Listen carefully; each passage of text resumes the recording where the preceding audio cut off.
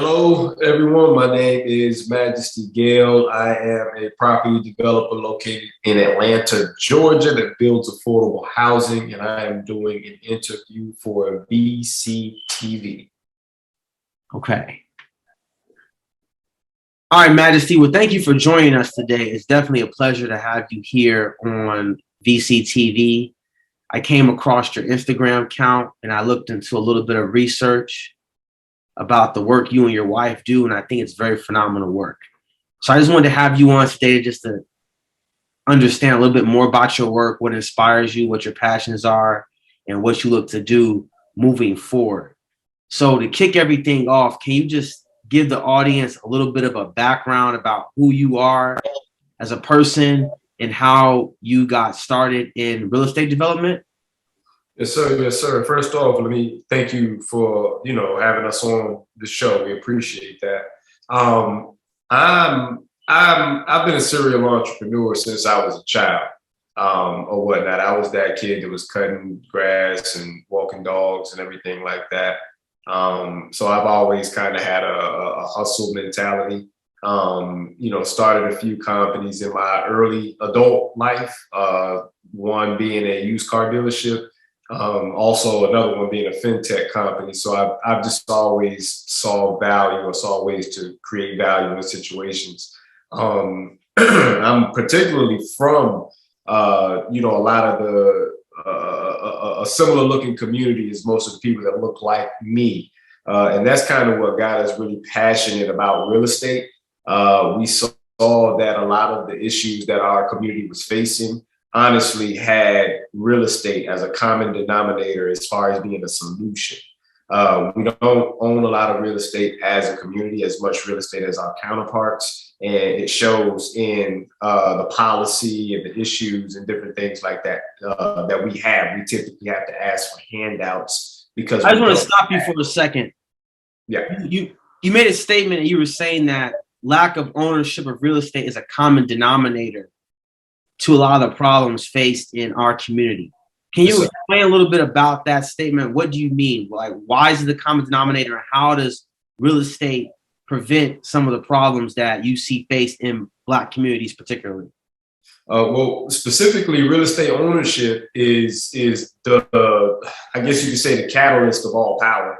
I mean, if you look at what's going on right now with Russia and Ukraine, it's literally about real estate. Every war is fought over real estate. And even when you think about something like the Declaration of Independence, they had landowners there that signed. Land ownership typically gives you more authority than someone that doesn't own land. For example, you don't have to ask for things. We have to literally apply for a permit to protest somewhere.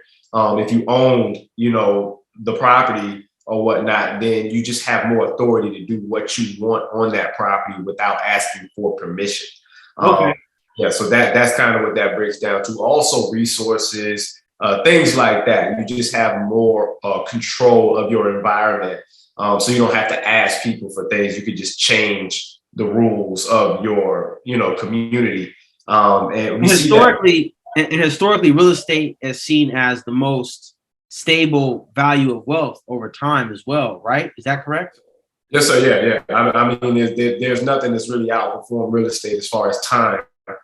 We have some newer things that have crazy volatility or whatnot, where you can make some money. Crypto, right? Crypto and some other things, even stocks, or some right. Different securities or whatnot. But real estate definitely has had the longest run and has made the most millionaires. Now you were in, since we're on the subject of cryptocurrency, you dabbled in cryptocurrency a little bit a few years ago, right? Yes, sir. I had a fintech company. Yes, sir. So how did you come across Bitcoin and when did you first invest in Bitcoin? It was about 2015 for me, and it was honestly by just happenstance. I was in business, and people I had people pay me or offer to pay in crypto. I didn't know exactly what Bitcoin was, but it got me on that path to figure out what it was. And then after a certain amount of time, I had so much Bitcoin that I had to exchange it into fiat or whatnot. Yeah. And then I learned a lot. Yeah. So about how many times did people propose to pay you in Bitcoin before you said, you know what, I'm going to accept Bitcoin? Man, I'd probably say I got about $30,000 to $40,000 in sales through Bitcoin, and people were paying above asking price, which I thought was interesting as well for the convenience of using the Bitcoin. So did you have a wallet? Did you have a wallet or? At the time, no. I mean, I had to go create everything because, basically this was when I had the used car dealership and people were offering to buy the vehicles with Bitcoin or whatnot. So, I accepted some of it and then I exchanged it and ended up making a profit when I exchanged it. And that's when it really kind of set off in my head the potential for Bitcoin. Okay. And I take it you probably use some of those profits to, turn over into this development business as well. Yeah. Well, yeah. It was some time later, of course, or whatnot. But yes, sir. Once we kind of got out of dealing in the crypto specifically, at the time regulations weren't where it needed to be. So yeah, I got into real estate or whatnot and was able to use the capital that we got out of the fintech company for real estate to start our first projects. Okay, thank you for watching the Vibe Cultivator Network. For more clips, interviews, and original content, subscribe to the Vibe Cultivator Network on YouTube. And for exclusive content, become a patron of the Vibe Cultivator Network, available on Patreon only.